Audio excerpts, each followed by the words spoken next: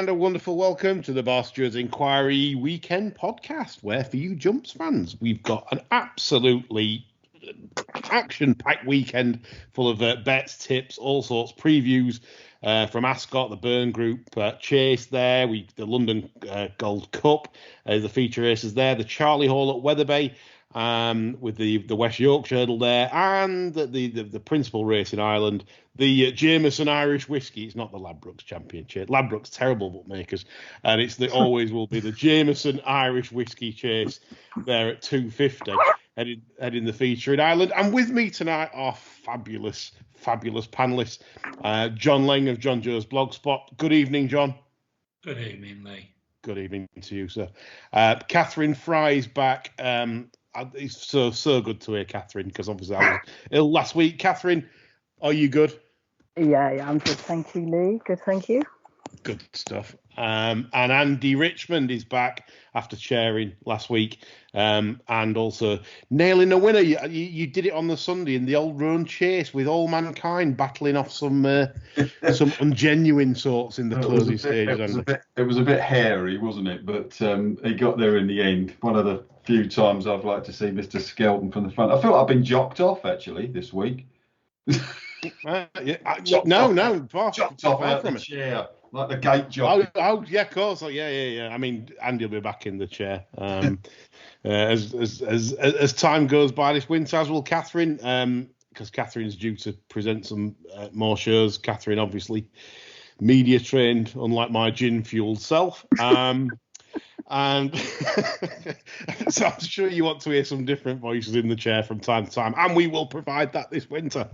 Anyway, lovely contrast, really, isn't she? Rather like Jane Chalice, I think. Cathryn chaired it a bit back, and because Cathryn did most of it last winter, and then Cathryn chaired the show a bit back, and it's you can tell when someone's just sort of like done this before kind of thing, and trained and very silky smooth. So it'd be interesting to see Cathryn back in the chair with Andy this winter, giving me a break from time to time, especially on the jumps, because obviously Cathryn and Andy are better on the jumps than probably me and John, I would say, over the winter. But nevertheless, we'll stick our hat into the ring and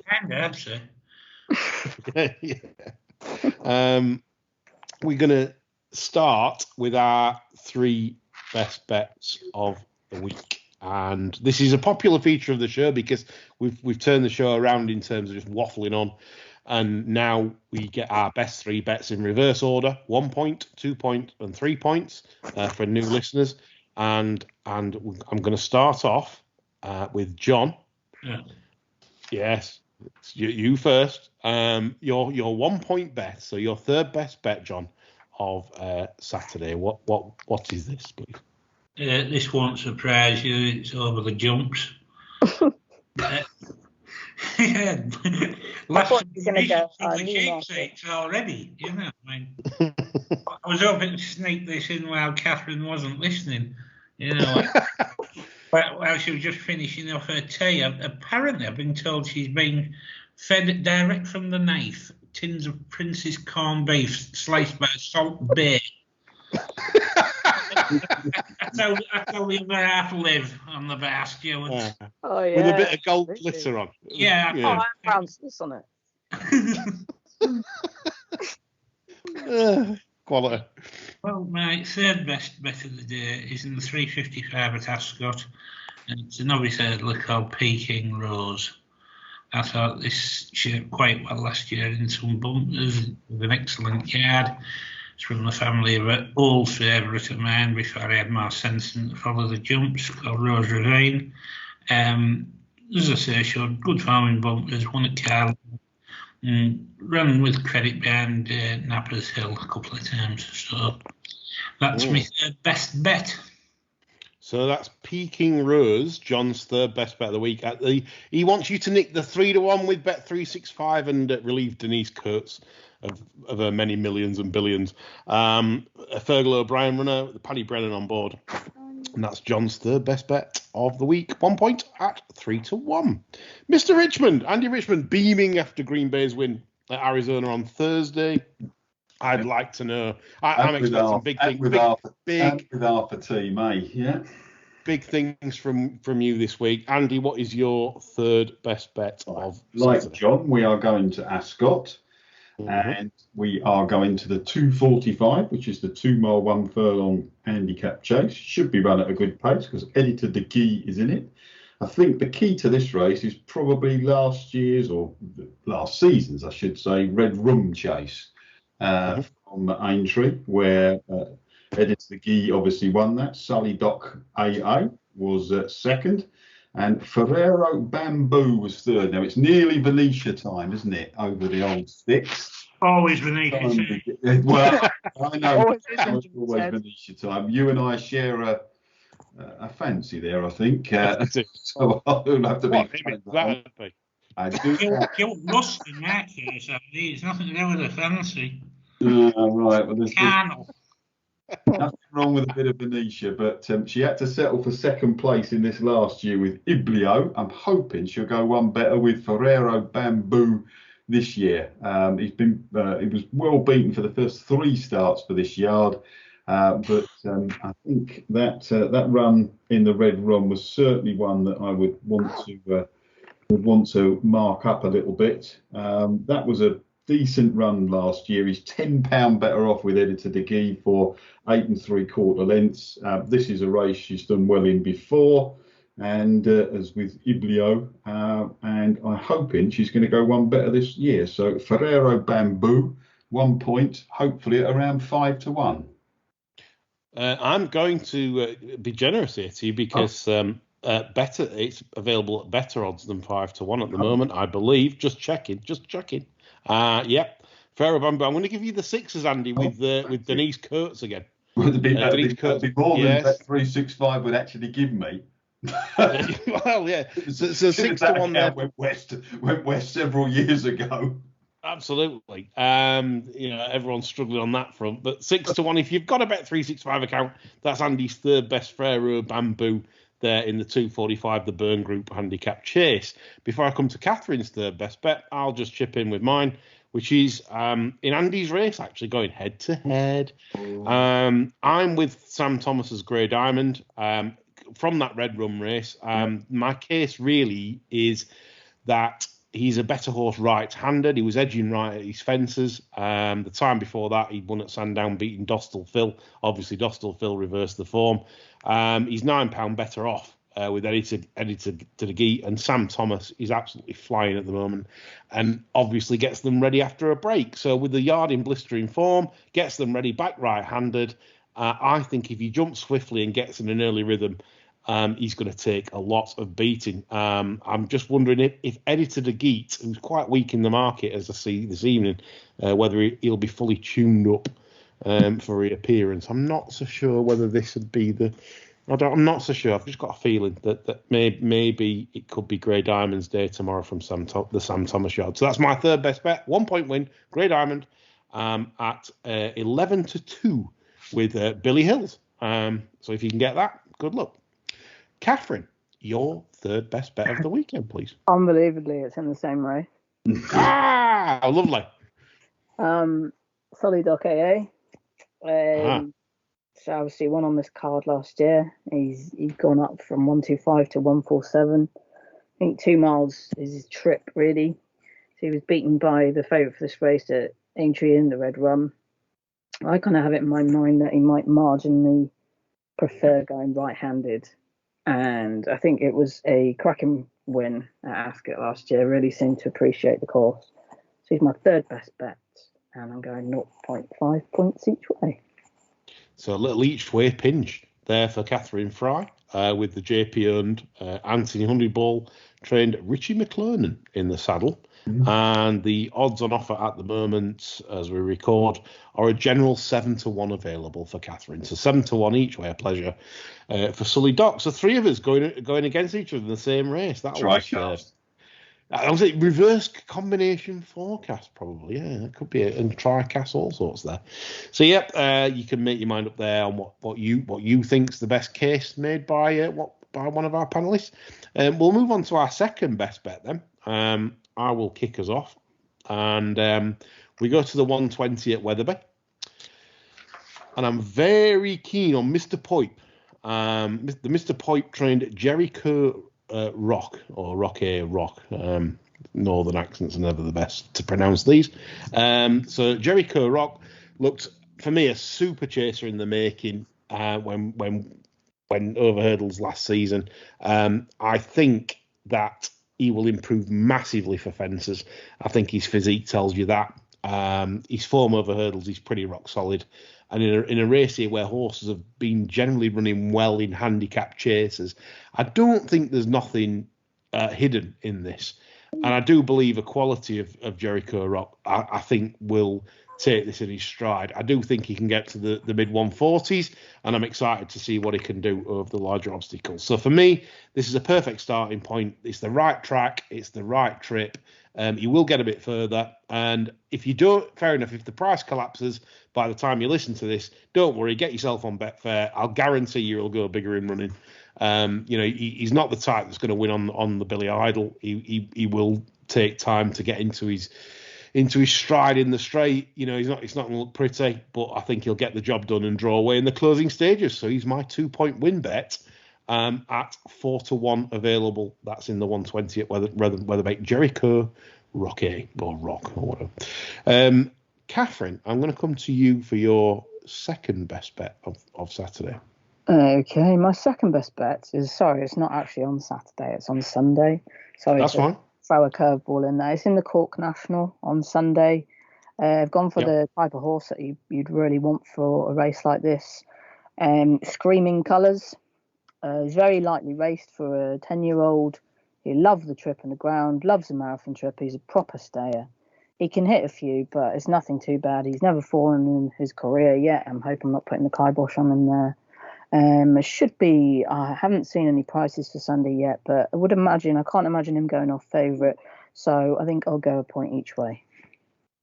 Okay, lovely. Screaming Colours. I know this is a favourite horse of yours because you've mentioned him before on this pod, and to me privately you've said how much you like him, and I think this is an horse with immense talent, and I just wish he wouldn't make so many mistakes at times, which kind of does sometimes cost him. But I see where you're at with this.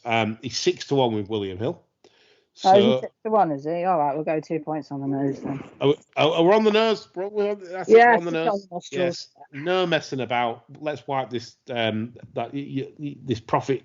Get it going. So 6-1 Screaming Colours for Cathryn in the Cork National. That's the if you want the race time, it's 3:00 on Sunday at Cork. That's and what we'll do is, to be fair to Cathryn, if it's bigger, we'll have a look at the prices. Sort of, when prices come out, it's sometimes not fair when only one book to choose from. So that's Cathryn's second best bet of Saturday. Coming to you, Andy, for your second best bet of the weekend. Right. Well, we had a real toss up with this one because there's two I really like in the same race. So if you see me now, we are racing together tomorrow, so if you see me throwing the plates around at 3:40 or just after, you'll know why.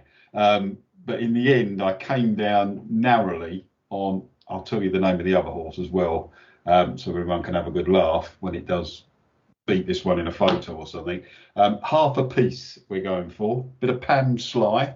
Now, yes. Pam's got a very good record with horses, for those of you who like your stats, with horses that come back from 150-day break or 150-day breaks or more, although it didn't go that well for Fransham this afternoon under that particular system, but she's got a reasonable strike rate and some good winners above expected. So she does well at prices.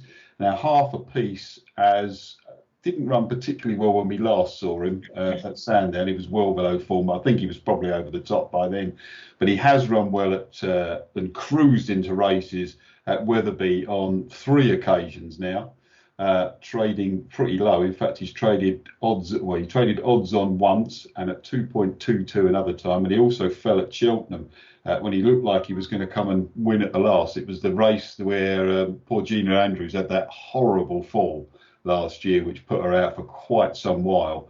I think this is a horse with real talent. He does travel well. He's going to need to be delivered perfectly by Jack Andrews, who rides tomorrow. But I do like Pam Sly's horses at Wetherby. She's actually horses off 150 plus day breaks at Wetherby. She's 3 from 16. Well, again, good level stakes profit. All have run pretty well, to be honest with you. The horse's form at Wetherby is 4, 2 and a 3. So he does genuinely like the course, won't mind a little bit of cut, or even if it rains a little bit more. I think half a piece has got a very, very decent chance in this race. The other one I really do like in this race, and I think he's got him pretty lightly, is Rattle Owl, who won last time out. He was beaten back at Kelso in May, but I made a note of him then, and he's won 2 from 3 over hurdles at Sedgefield in September. And he found plenty there last time out when he beat Mr. Kaplan there last time out. I do like this horse, and I will be having a saver on him. But for the sake of the second best bet, I'd like a point each way at half a piece. If we can take the 6 to 1 with 4 places, I think you're almost guaranteed to at least get your dosh back, if not get a winner. But I will be having a saver on Rattle Owl as well in the same race. Good stuff, Andy. So that's the terms. We're ignoring Denise's Kurtz of 7s with the 3 places. Andy wants the 6 to 1 4 places with half a piece. That there in Wetherby, and also he notes that if you want to do a saver, also maybe just to cover the stake. If you are a trader, Lee, then I think he'll definitely trade under whatever he goes off on Betfair, because this horse does cruise through a race. I just think he's got to be delivered spot on, and sometimes that's a little bit difficult at Wetherby with the wide open spaces, and it's a fair old run from the last. But so if you are a trader, I'd probably stick in a couple of low lays as well to save your stakes.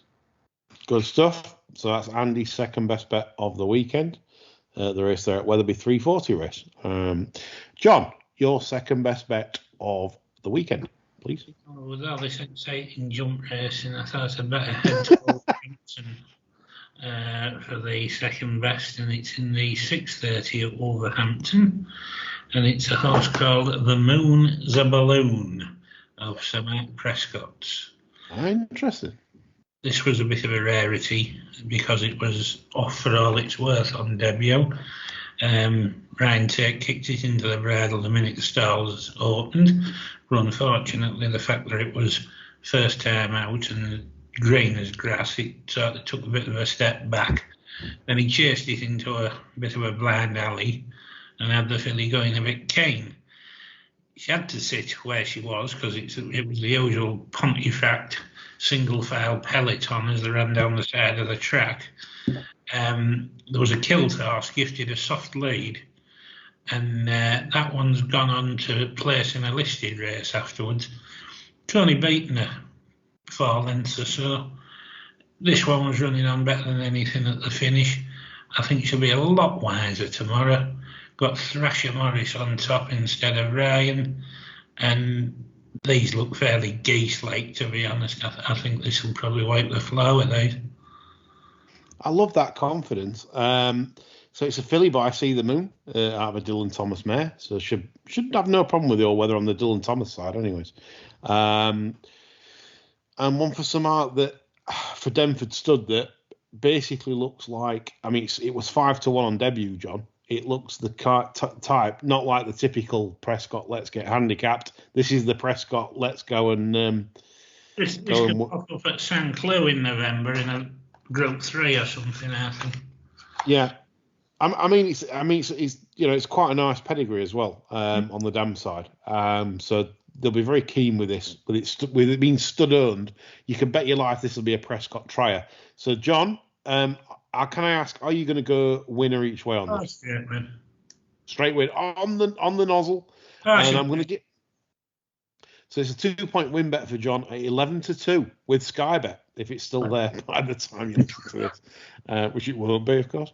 So yeah, as John's snifling it up now. No, the 11 to 2 there for The Moon is a Balloon is John's second best bet of the weekend. Okay, we come on now.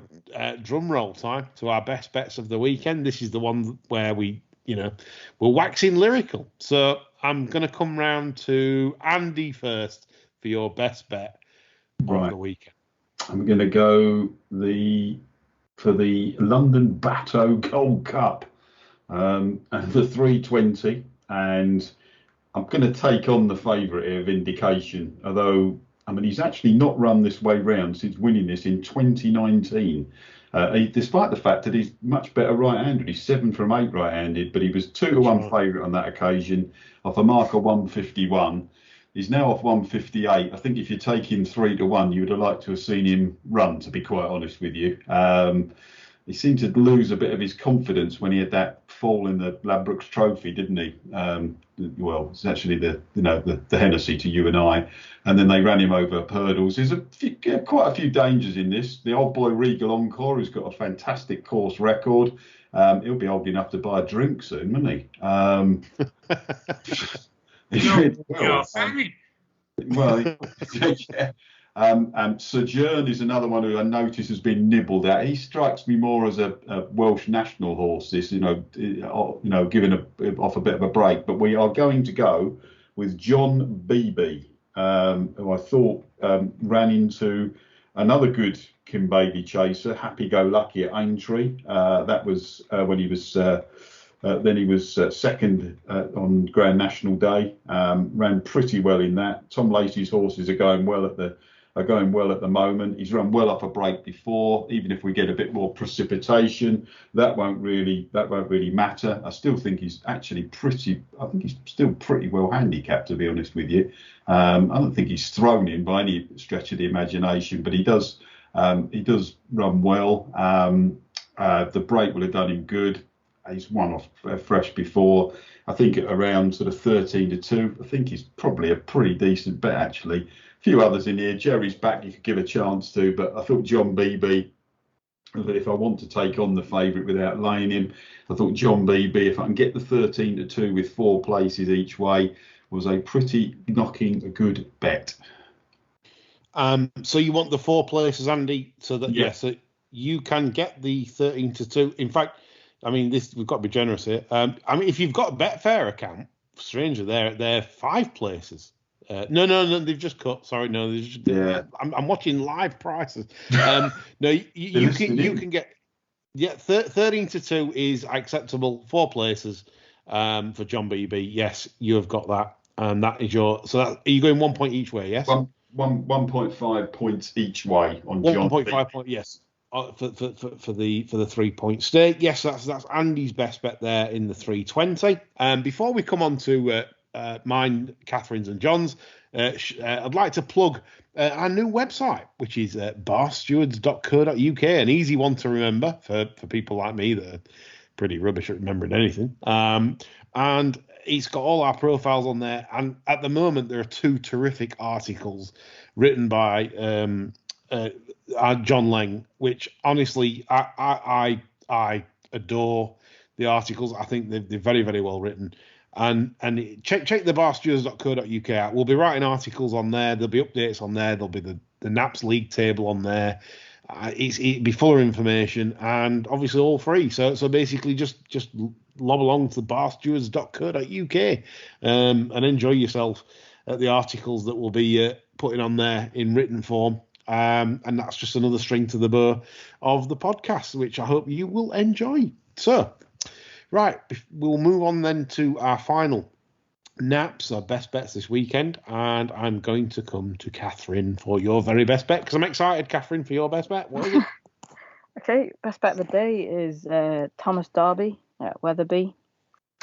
I think they finally found his trip with 3 miles. Absolutely no surprise when you see that he's a half brother to Muirhead. He was always going to turn out to be a horse and needs a trip.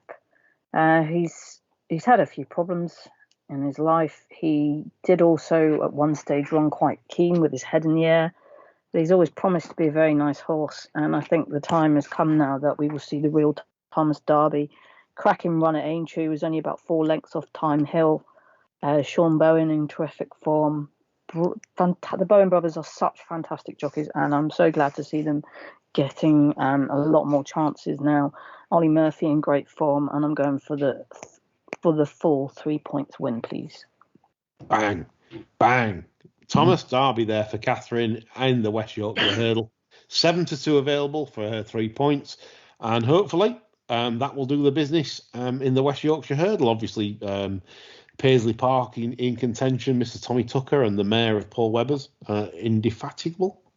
But Cathryn, very confident there on Thomas Darby in the 2:30 at Wetherby. Thank you, Cathryn.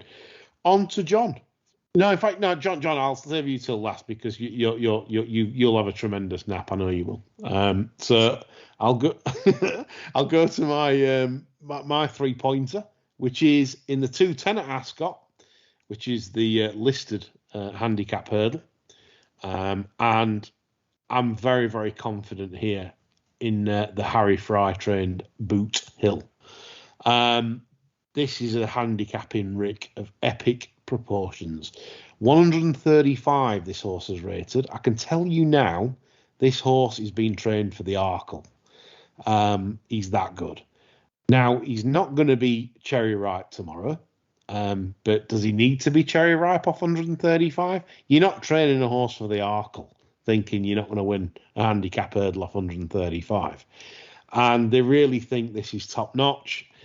I watched the win at Taunton, and I'm very impressed with the horse physically, the way the horse can quicken, and certainly the cruising speed the horse has.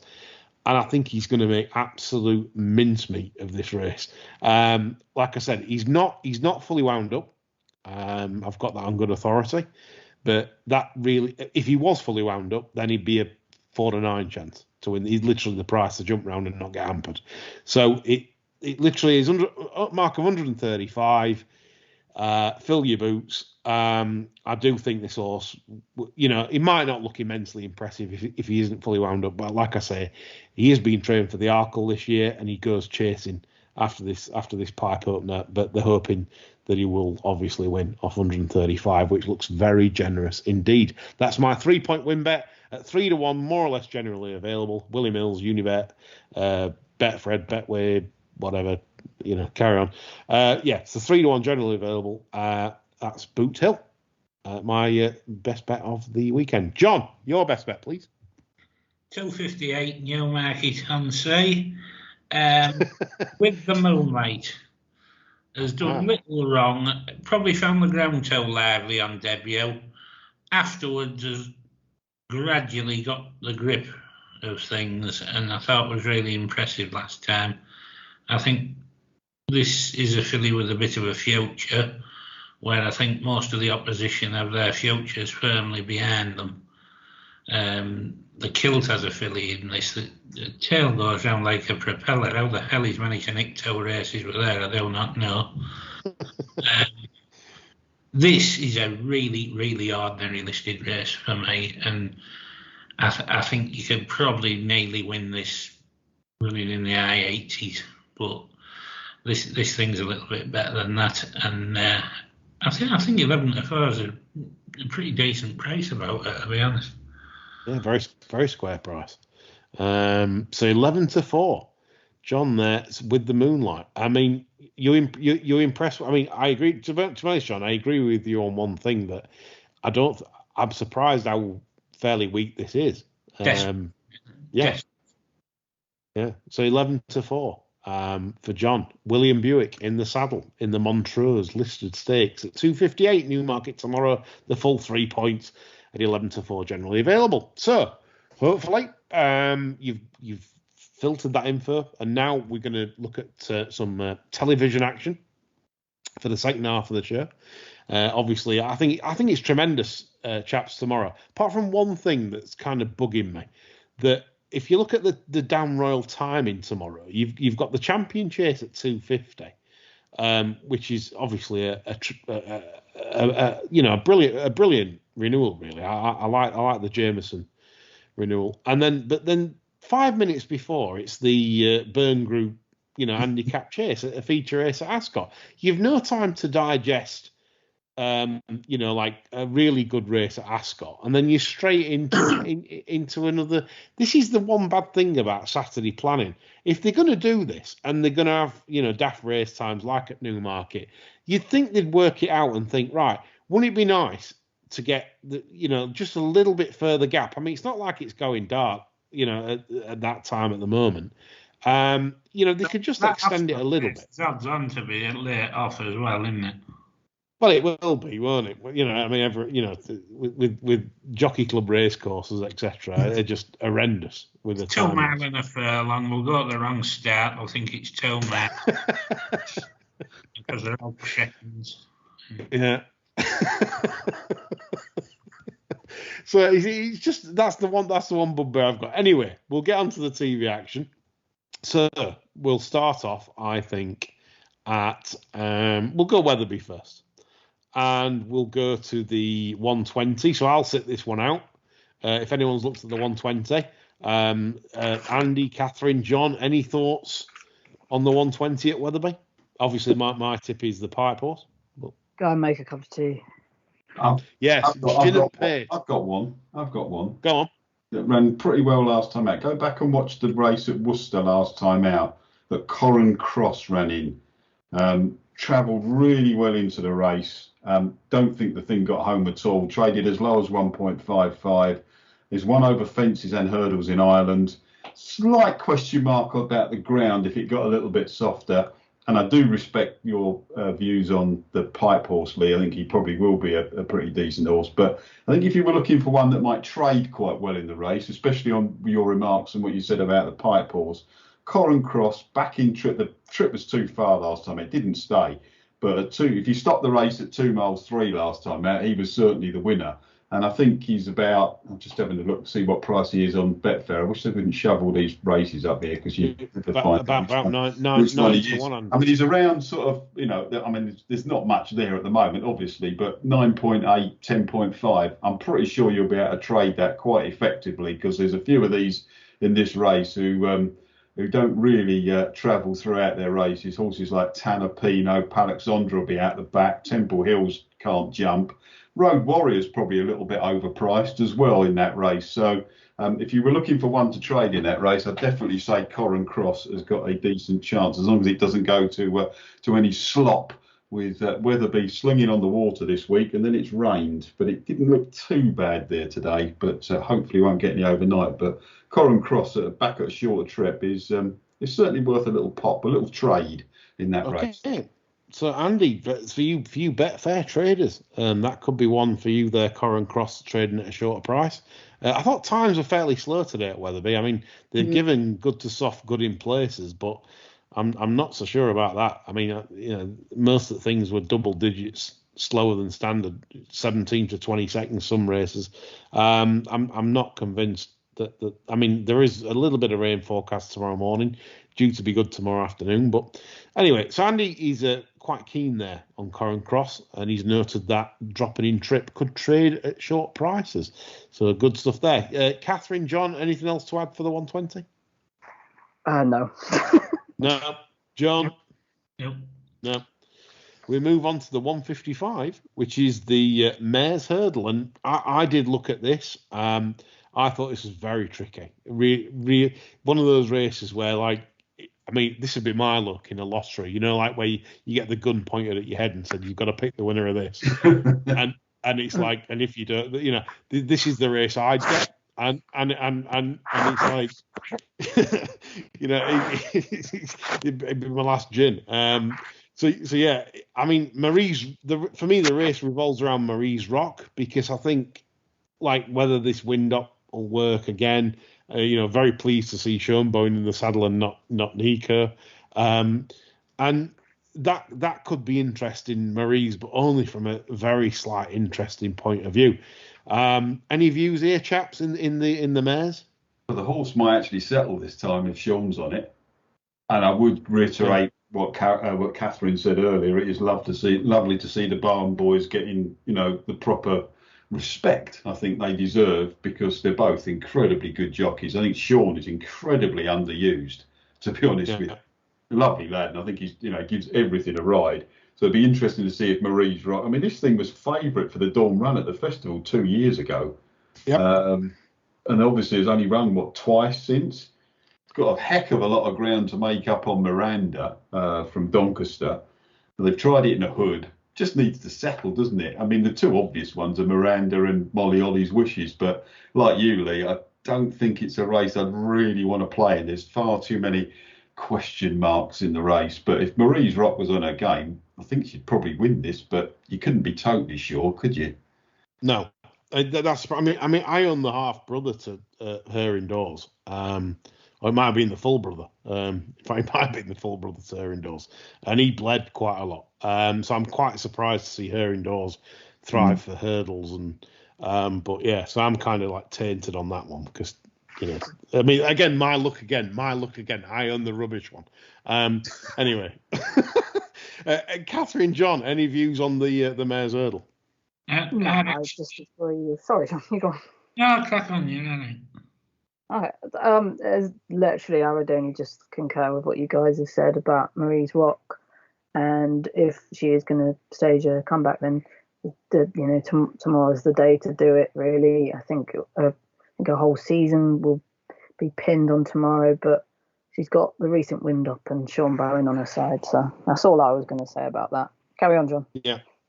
I'd rather fillet a rhino than have a bet in the Mare's Hurdle. John, I saw a tweet from you today about you'd sooner rape a penguin and you like penguins. Wrong. I said I would sooner hear a penguin being raped. Yeah. Sorry, yeah. Terrible from me there. Again. Yeah. Yeah, and you like penguins. Raping a penguin at all. Yeah, no, none of that. Sorry, that's the jig talk. Anyway. But yeah, Marie's Rock for Popeye then. I mean that could be the sexy bet if anyone's bothered in playing the Mare's Hurdle. We'll move on to the 2:30, which is the West Yorkshire Hurdle, which Cathryn has got her best bet of the weekend in Thomas Derby. Another race that I found pretty difficult, really, because I mean, like Paisley Park's 9 now, and you're just waiting for that horse to fall off a cliff, maybe. But then you look at, you could say if you're back in Paisley Park and you're a listener that likes the Paisley Park, 8 of the last 10 runs will win this. But that's the thing. Is Paisley Park the same? Chaps, any thoughts? Andy, John? Well, my thoughts would be around the sort of in-running market more than anything, Lee. I mean, what's going to go on here? Mr. Master Tommy Tucker, I mean, fair play to Mr. Nichols. He doesn't leave very many stones unturned. I mean, this thing's not the greatest jumper over fences, so it's worth trying him over hurdles. He generally sets off in front. I can't see any other pace in the race, really.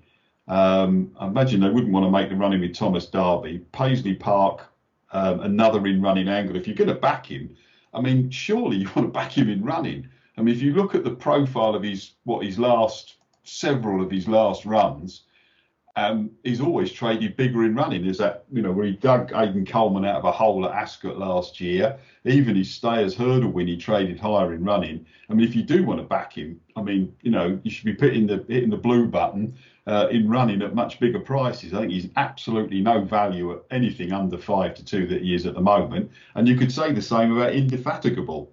Even her win at Pontefract on the flat of late. I mean, she hit 21 in running there. It was on a bit of a slot, but I'm sure she'll trade bigger in running as well. And Master Tommy Tucker, if you wanted to go the other way, I think would trade a little bit shorter.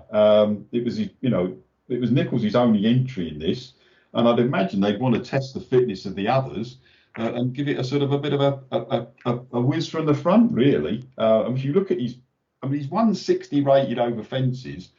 If you look at the figures, it doesn't put him far off Paisley Park, really. No. So there's just a few ways. I mean, if I was sat at home, and I won't be tomorrow because where I'll be, I would certainly be either trying to use Paisley Park as a lay to back or backing him in running, depending on what your predilection is. Looking at Master Tommy Tucker possibly as one to shorten in running due to his run style, and Indefatigable probably a little bit much too big to be a lay to back, but I wouldn't write her off in running because she does find for pressure, as we've seen in her last run at Pontefract on the flat and that amazing hurdles win at the Cheltenham Festival.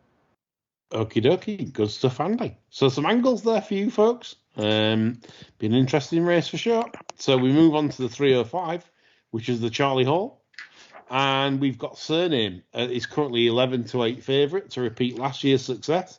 Obviously, the doubts about going left-handed were put in possibly a slightly weaker race than this, but nevertheless, Surname, I think, from my view, would be the one to beat, obviously, repeating that effort from last year.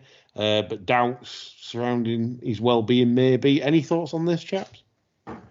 Yeah, I think Fusel Raffle is a fair alternative to Surname, who had a wretched rest of his campaign last year. Let's make no bones about it. I mean, Norse looked absolutely gone at the game. I mean, I backed this last year when the market was against it, and I kept backing it.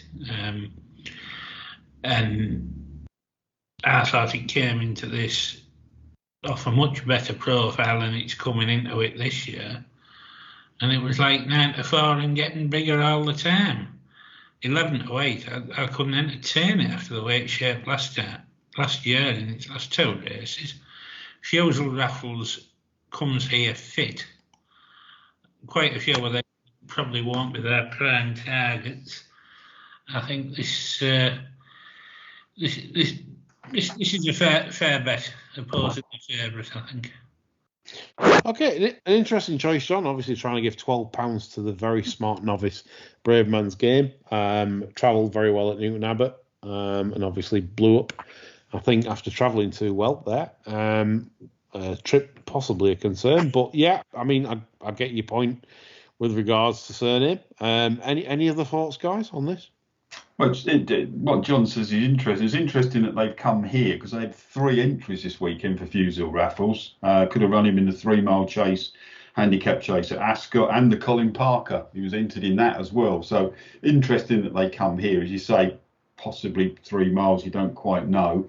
Surname, I don't know, he's one of those horses, I just couldn't back him at the moment.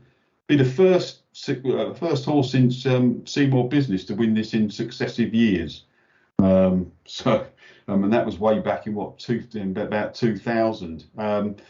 Clondalk Castle, if he'd have run better last time out. I suppose the interesting one for me is Shan Blue, because he's the lowest rated of these. They could have run him at Ascot. He had an Ascot entry off 148. He's a sound jumper. Ground should be all right. Looks like they're willing to blow what could be a workable handicap mark with a bash at this. It's sort of quite interesting. I mean, the others, you think Mighty Thunder, and there's a Scottish national winner. You think that? I mean, I know he won over Shorter as a younger horse, but you probably think it's a bit short for him now. I do like Kitty's Light as a horse, but I'd see that one more as a Welsh Grand National type of thing. And the last 5-year-old to win this was Right Hand Man back in 1983. Topville Ben's got some recent decent course and distance form, but he hasn't really been up to it of late. I think if you were looking to take on the favourite, I wouldn't write off Shan Blue. It's interesting that he's the lowest rate of these, and they come here. If he does come win this, they are going to blow the handicap mark. Hard to see where he goes if he wins this, and you think they'd have him pretty well tuned up, and they seem to have most of their horses fairly well tuned up at the moment. So it's a shame there's not one more runner, because he would be a bit of might be the old thieves each way. Each way. No, fair point. I mean, Dan Skelton. If you were looking for one to oppose him with, he does jump pretty well. 9-2 now. He has been backed a little bit. It's not the worst price in the world. And I'll be very interested to see how Kitty's Light wins, because I do think he ran a nice race at Chepstow last time out, and I do think the horse is pretty talented and has done well for the age he is. Inexperienced. I mean, that's a terrific run in the Whitbread last year. I refuse to call it the other title. Absolutely. But if you were looking to take on Surname, Shan Bleu, but it wouldn't be a strong feeling really. Just thought it was interesting. They were prepared to run it off 148. It is indeed, and like you said, Dan Skelton shares your confidence. He's quite confident in Chamblu's order and for coming here. So interesting stuff from Andy. 340 race. Andy's already selected. He's betting half a piece and saver on Rattleout. So Cathryn, John, any views on the 340? No. Nope. Cathryn? Nope. No. Just one mention from me. Weatherfront, Ian Jardine, Jack Tudor takes them out. 20-1 is huge. This horse has several pieces of form last season. Second at Kelso to Chapman's Hype, and also over this course and distance when he was second to, I believe, if I can get my notes up, he was second to Secrete Stream. In 2020 over this course and distance off mark of 127, 123 today. He's tricky in a finish, but if you want to play the place markets, etc., Weatherfront could be a very big value bet there because he's very capable off 123, but nothing strong. Right, I'll move on to Ascot.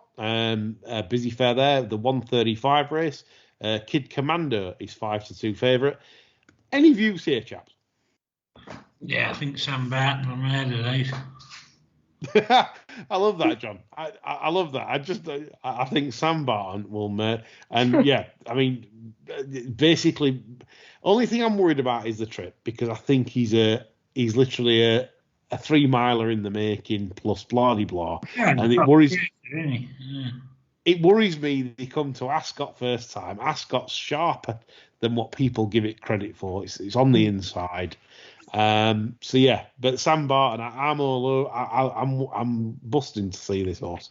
So yeah, you're up for that, John. It's a bit of Sam Barton. Absolutely, so true. Yeah, Cathryn. No, it's not really. If there were more runners, I might have. I'd quite fancy the outsider each way. To be honest with you, Lord Baddesley.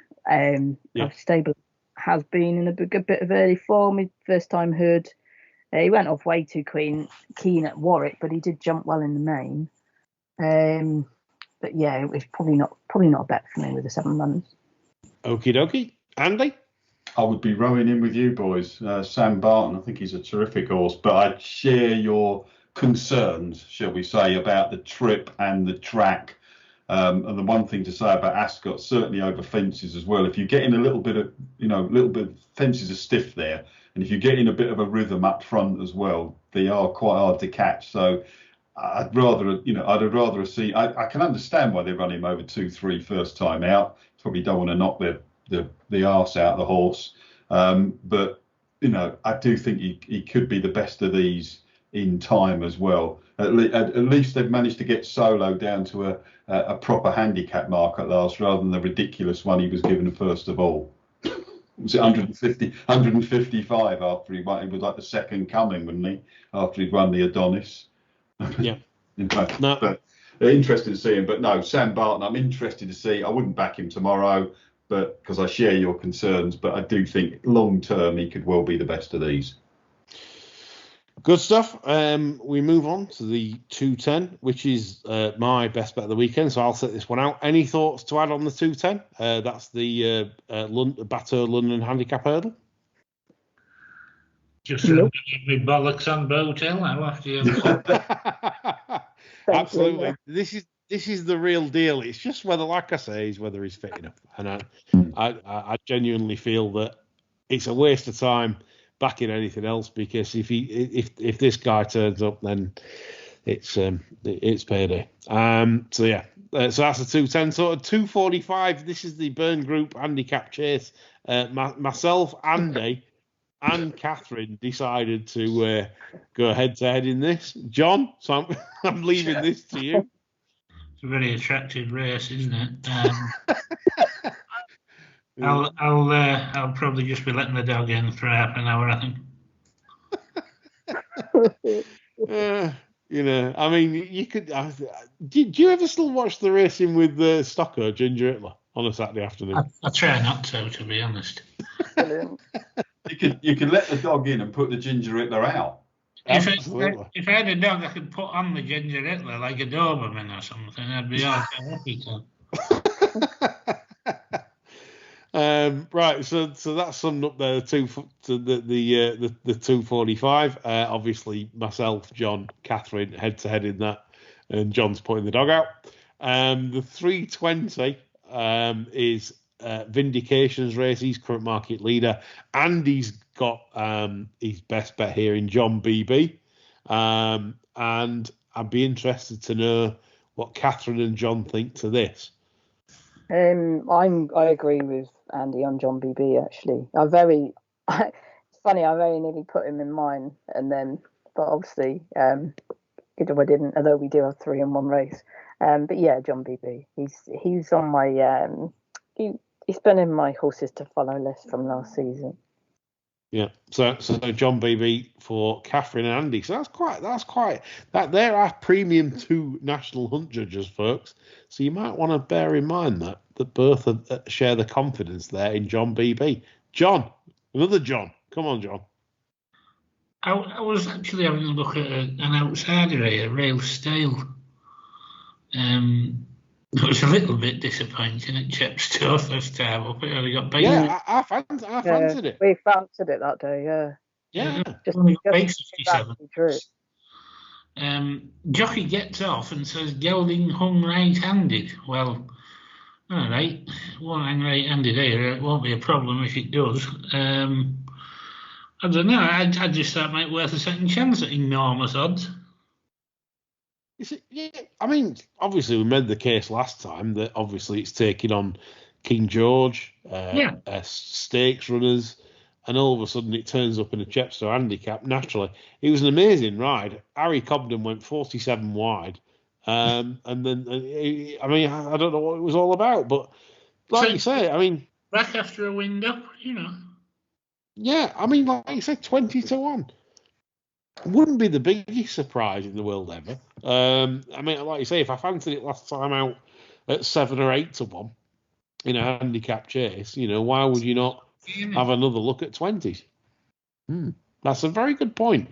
Real Steel, possible there, folks. What do you think? I don't follow this jump. Yeah, no. I mean, this is a track that Real Steel obviously ran. Well, was travelling really well until he made that bad mistake last season behind Imperial Aura. If you remember the race, Imperial Aura won the race. Itchy Feet was second, and Real Steel was really going well. When basically making a real catastrophic mistake 3 out. So, God, who knows? 20-1. Interesting shout from John. That. We move on to Ireland.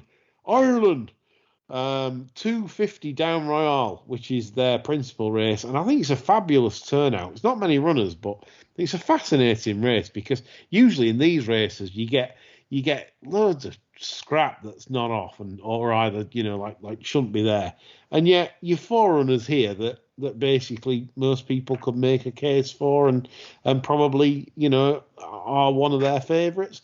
Cathryn, I'm going to start with you on the Irish race because you want a rant about this. Yeah, it's not actually a rant about the race. I want 2 kind of rants actually. First of all, if you compare the lineup to this to the lineup of our Charlie Hall, there's just no contest. Where are our 3-mile chasers? Do you remember back in the day that, and I know. I love Cheltenham. I was born and bred here, but the too much sort of focus on the festival does my nut in. So I don't know what it does for everybody else. But do you remember the days when the Charlie Hall was actually one of the races that was on the pattern to go to the Gold Cup? Yes. And the state of it now, it's crap compared to this Down Royal. So that's one rant. But that's just, I think, an ongoing problem of English national hunt racing. My other rant is about the absolute disgusting way in which Bryony Frost is being treated for just stating. You've got your one fucking Hannigan. Oh, well, yeah. I mean, I was bullied as a kid because I was small and I grew up in a rough area. Fuck off. That's nothing to do with it. Basically, this is complete and utter trying to intimidate her Would he be doing any of that if she was a bloke? No, he wouldn't. It's misogyny, it's intimidation, and it's downright vile bullying. In any other walk of life, he would be like, there's the door, see you later. But as usual, it's closed ranks. Let's sweep it under the carpet. Let's keep Bryony low-key for a bit. It's a fucking disgrace. I have never been so close in all my life to walking away from racing. The crap with... I know Gordon Elliott's a fucking good trainer, but does it not show the measure of the man that he sits on a dead horse, an animal in his care? You wouldn't do that to your cats. Like, he's there's a disgrace of a man. His head's as big as the fucking world, and he really gets on my tits. Who is he to tell Jack Kennedy that he cannot ride Milner Endo? Like, even in all of these clause contracts, he had, obviously I'm comparing it to English racing, but, the likes of AP, likes of Dunwoody, they were always allowed to go and take outside good rides if that was a very decent horse. I think he's an absolute disgrace. If I was Jack Kennedy, I'd be telling them to get fucked. Like, Jack Kennedy's good enough in his own right. He doesn't need that fat twat behind him. Sorry, I'm really on one about racing at the moment. The complete silence from the fucking Panorama programme. Nobody has gone up to Sweden Munir and gone, hey, how did Fighter de Rock end up there? It's just complete silence. I am possibly at the end of this season, maybe even before, there's not much more that I can take in this, and it's got to a point where I'm like, do you know what? I can't stand up for this sport anymore. I just like it's a pure disgrace, and I've never been so close in all my life to walking away from it. I feel very sorry for Bryony. Fair play to her for having the balls to speak out. Fucking Stopper done there, waving his dick around in front of her, thinking he's the big man. Well, you know what, he's not, because Frodon's going to come out tomorrow and he's going to win that race. And I hope Bryony turns round, puts the finger up to the lot of them and says, fuck you all. Do you know what I mean? Because it is an absolute disgrace that nobody is saying, do you know what, Barney, you have a bloody good point there. He should not be doing it. You read the transcripts, a disgrace. Where's the journalist? The only person who has had the fucking bollocks to speak out is Graham Cunningham. And he wrote a very, very, very good article, called it out for what it is. This is bullying and it's disgusting. But we're led to believe that, the weighing room's full of banter. What about, remember a few years ago, certain videos flying around from a jockey? Is that not like revenge porn or something like that? Like, it's an absolute disgrace. Nothing is ever done. In the real world, this would all be addressed differently. And I just think there's some very inflated egos. People have a massive fucking view of themselves in racing. And I genuinely am at a point now where I think that it may be, I'm in my last year of my MA. I've been doing an MA part-time. I want to go on and do the PhD. I'm hoping to lecture once I've got the MA. And you know what? I might just say, racing, there's the door. And it will be sad because obviously I was brought up going racing. My late dad, who I was very close to, he got me into the game and he loved the game. But I think even he would be like, Jesus Christ, what a fucking disgrace this game is these days. But back to the Champion Chase. I think Minolendo, I don't think he'd be fully wound up. Delta Work, I mean, Jesus Christ.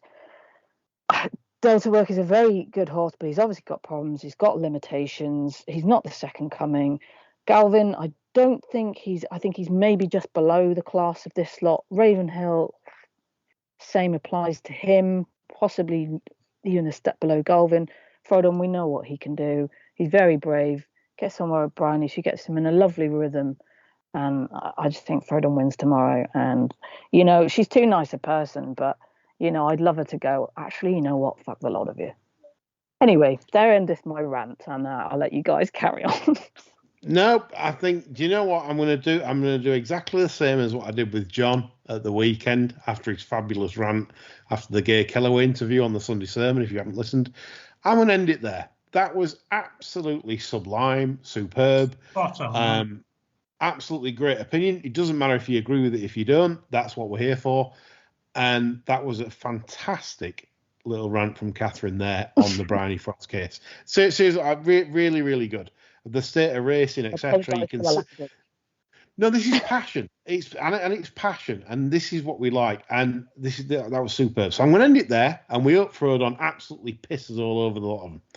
And that's all from us. So me and John are back with Lorne Malvo on Sunday for the Sunday sermon. We hope you've enjoyed. Me, John, Cathryn, Andy. We love you all. Bye for now. Right, the show's over, boys. Thank you very much.